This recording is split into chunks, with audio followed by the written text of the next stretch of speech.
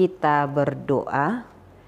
Damai sejahtera Allah yang melampaui segala akal akan memelihara hati dan pikiranmu sekalian di dalam Kristus Yesus. Amin. Shalom bagi kita semua. Saudara-saudariku yang dikasihi Yesus Kristus. Saya berharap melalui YouTube ini saya dapat menyapa kita semua dan berharap kita tetap dalam lindungan Tuhan meskipun hingga saat ini kita masih harus menghadapi pandemi COVID-19. Oleh karena itu, semoga dengan kehadiran YouTube ini dapat menguatkan iman kita. Jemaat yang dikasihi Yesus Kristus, firman Tuhan untuk kita pada hari ini yaitu yang tertulis di Pengkhotbah pasal 10 ayat 10 hingga ayat 15. Beginilah firman Tuhan. Jika besi menjadi tumpul dan tidak diasah, maka orang harus memperbesar tenaga. Tetapi yang terpenting untuk berhasil adalah hikmat. Jika ular memagut sebelum mantera diucapkan, maka tukang mantera tidak akan berhasil. Perkataan mulut orang berhikmat menarik, tetapi bibir orang bodoh menelan orang itu sendiri. Orang yang bodoh banyak bicaranya, meskipun orang tidak tahu apa yang akan terjadi. Dan siapakah yang akan mengatakan kepadanya apa yang akan terjadi sesudah dia? Jeripaya orang bodoh melelahkan orang itu sendiri, karena ia tidak mengetahui jalan ke kota. Demikianlah firman Tuhan.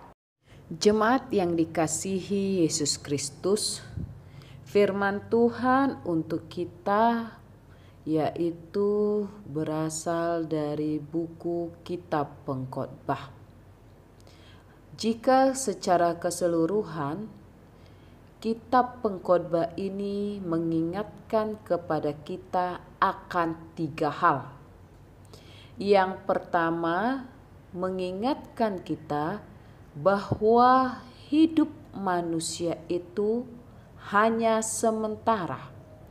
Kalau sudah dikatakan sementara, berarti hidup manusia itu terbatas, ada limitnya. Ada batasan umur yang menentukan kita sampai kapankah kita akan menikmati perjalanan hidup di dunia ini. Dan yang menentukan itu hanya satu, yaitu Tuhan. Yang kedua, Kitab Pengkhotbah ini mengajarkan kepada kita agar kita mau memakai waktu, memakai situasi, memakai kesempatan yang ada di dalam kehidupan kita. Karena ketika berbicara waktu itu adalah sesuatu yang tidak bisa diputar atau kita kembali ke suatu tujuan atau titik waktu. Sehingga ketika kita mau memakai waktu, maka waktu, kesempatan, situasi yang kita manfaatkan itu akan menjadi berarti.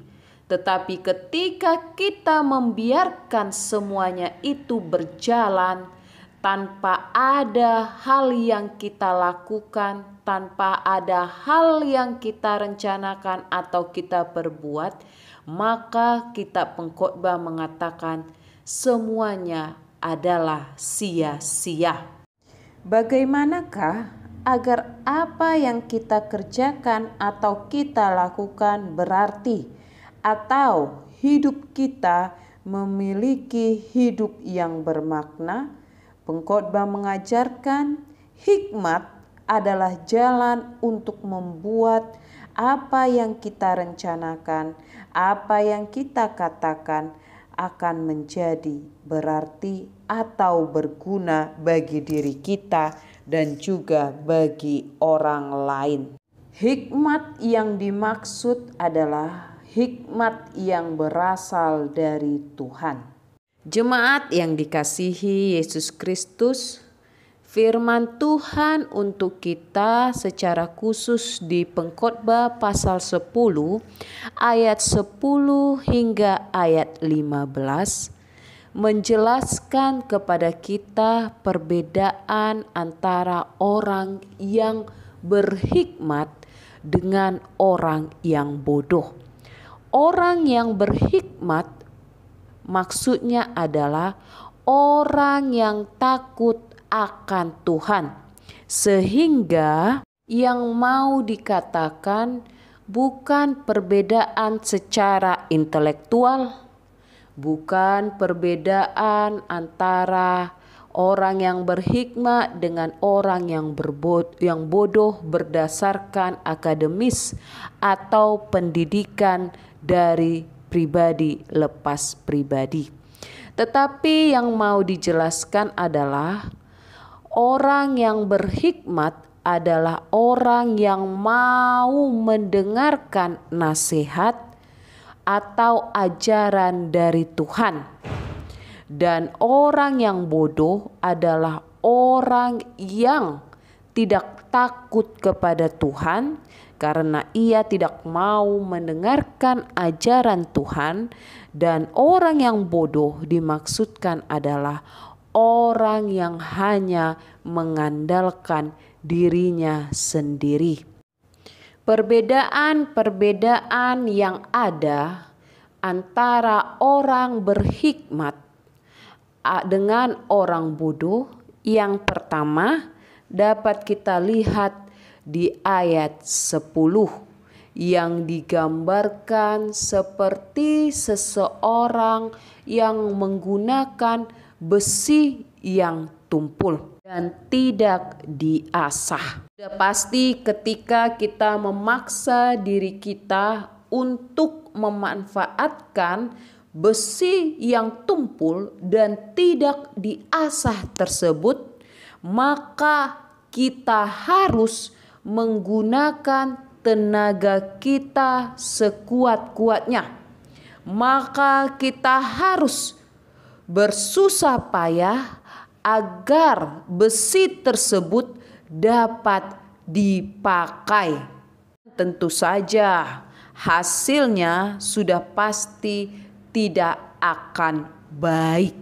Itulah yang digambarkan kepada orang yang bodoh, karena ia sering memakai tenaganya menjadi sia-sia untuk hal yang tidak berguna, mau merepotkan dirinya, dan sudah pasti ketika hal yang tak berguna itu dipaksa dilakukan, akan ada waktu yang terbuang sia-sia, akan ada tenaga yang terbuang begitu banyak, dan akan mempengaruhi berpikir kita. Tetapi orang yang pintar, atau saya lebih senang dengan bahasa orang yang berhikmat, dia pasti terlebih dahulu harus mengasah besi tersebut, bagaimana supaya besi tersebut dapat tajam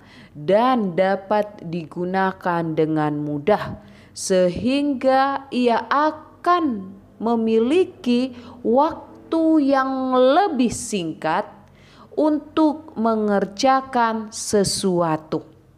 Hal itulah juga yang digambarkan dalam kehidupan kita sehari-hari.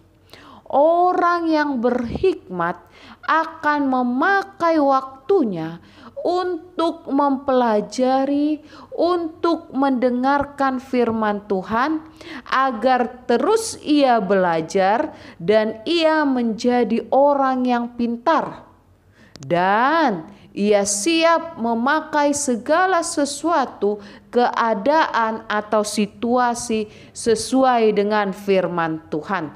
Sementara hal itu juga digambarkan kepada orang yang bodoh, yang membiarkan dirinya untuk segala sesuatu yang justru membuat dirinya lelah dan tidak berguna, atau di dalam kitab Pengkhotbah dikatakan menjadi sia-sia.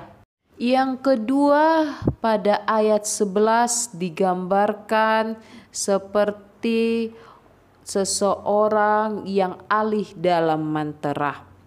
Biasanya kalau sudah dikatakan seseorang yang ahli dalam mantra, maka ia mampu menjinakkan sesuatu.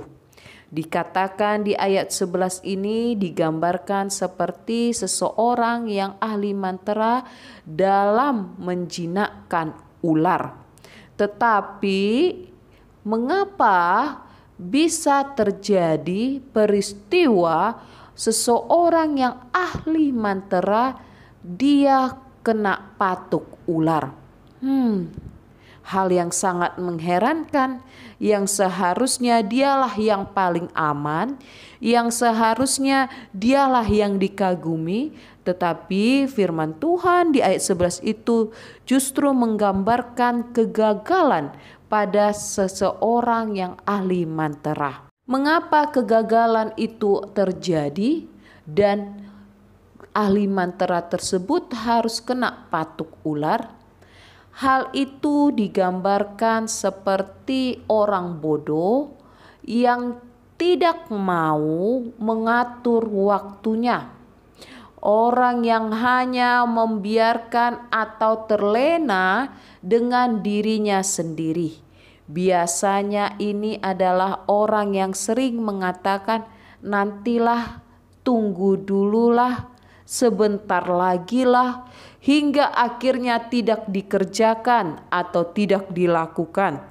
Dan sudah pasti ketika waktunya sudah dapat, maka ia akan mengalami kegagalan. Sementara orang yang berhikmat adalah orang yang terus mempersiapkan diri, orang yang terus waspada, standby, orang yang mau memakai waktu dan kekuatannya tepat pada waktunya, sehingga ia akan jauh dari yang namanya kesalahan.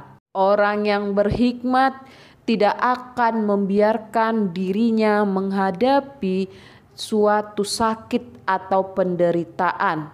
Ia akan berjuang dan memakai keadaan untuk membuat dirinya menjadi selamat bersama dengan Tuhan.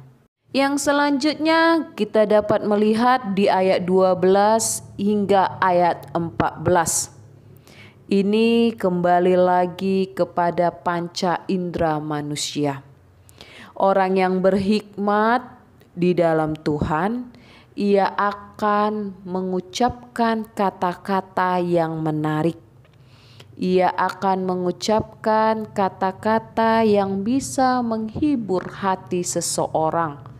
Ia akan mampu mengatur perkataannya agar orang lain yang mendengar perkataannya tidak sakit hati atau tidak kecewa. Orang lain akan senang berada di dekatnya. Tetapi orang yang bodoh, segala sesuatu yang diucapkannya itu tidak berguna. Segala sesuatu yang diucapkannya tujuannya semuanya untuk hal-hal yang negatif, mengadu domba, membuat orang lain tersinggung, dan justru menambah beban pikiran orang lain. Atau bisa kita katakan manusia yang seperti itu adalah seperti tong kosong yang nyaring bunyinya, yang hanya bicara, kuat suaranya, tetapi tidak bermakna. Lalu yang selanjutnya yang dapat kita lihat dari perbedaan orang berhikmat dengan orang bodoh, yaitu di ayat 15. Ini adalah gambaran kepribadian dari orang yang bodoh. Orang yang bodoh adalah orang yang hidupnya tidak akan maju, karena dia tidak mengenal siapa dirinya, karena ia tidak tahu apa yang dikerjakannya. Ia tidak mau maju, bahkan hidupnya menjadi semakin mundur. Kota yang digambarkan di ayat 15 ini adalah gambaran suatu kemajuan. Orang yang berhikmat, ia menginginkan hidupnya, ia menginginkan dirinya mencapai suatu tujuan yang lebih baik, menjadi manusia yang maju, manusia yang maju dalam bertindak, manusia yang maju dalam berkata, sehingga dirinya semakin lebih baik. Yang dikasihi Yesus Kristus, firman Tuhan untuk kita mengajarkan kepada kita, hikmat adalah kepintaran spiritual, sehingga kepintaran spiritual adalah yang membungkus segala kepintaran yang ada di dunia ini. Diajarkan melalui topik hidup dalam didikan Tuhan, kita harus mau menjadi manusia yang terus belajar, terus bertanya kepada Tuhan, memberikan waktu untuk memperdalam firman Tuhan. Jika pada saat kini kita memiliki saudara, anak, atau keluarga yang kurang dalam pikiran, kurang dalam perbuatan, dan mungkin kita lelah untuk mengajarkan mereka, mari kita bawa mereka kepada Tuhan. Agar Tuhan yang mengajari kita, memberikan kesabaran kepada kita, sehingga kita akan menerima atau memperoleh perubahan yang ada pada diri kita ataupun pada keluarga kita. Maknai hidup, maknai perjalanan waktu diri kita dengan tetap mau diajari, mau dibimbing melalui firman Tuhan, sehingga ketika kita menjadi manusia yang berhasil, kita mau memakai segala kepintaran, segala talenta yang ada dalam diri kita hanya untuk memuliakan nama Tuhan. Oleh karena itu, marilah kita terus belajar, dan belajar. Belajar dari Tuhan, belajar melalui firman Tuhan, belajar melalui bimbingan Roh Kudus, sehingga diri kita semakin baik dan siap dalam situasi apapun juga. Amin. Kita berdoa. Terima kasih Tuhan Yesus untuk waktu yang Kau berikan kepada kami, sehingga kami memiliki kesempatan untuk kembali mempelajari firman-Mu. Ajari kami Tuhan untuk memakai hikmat yang daripada-Mu. Ajari kami Tuhan untuk terus belajar, sehingga apapun yang kami lakukan, apapun yang kami ucapkan menjadi bermakna dan hidup kami semakin baik. Semakin banyak jiwa-jiwa yang terpanggil untuk memuliakan nama-Mu. Ajari kami Tuhan agar berjalan seturut kehendak-Mu. Ampunilah kesalahan yang telah kami perbuat, dan terpujilah nama Tuhan Yesus untuk selama-lamanya. Amin. Sampai bertemu di channel YouTube saya, Amelia Dina Uli Sihombing, di hari yang akan datang. Dan Tuhan Yesus memberkati kita semua.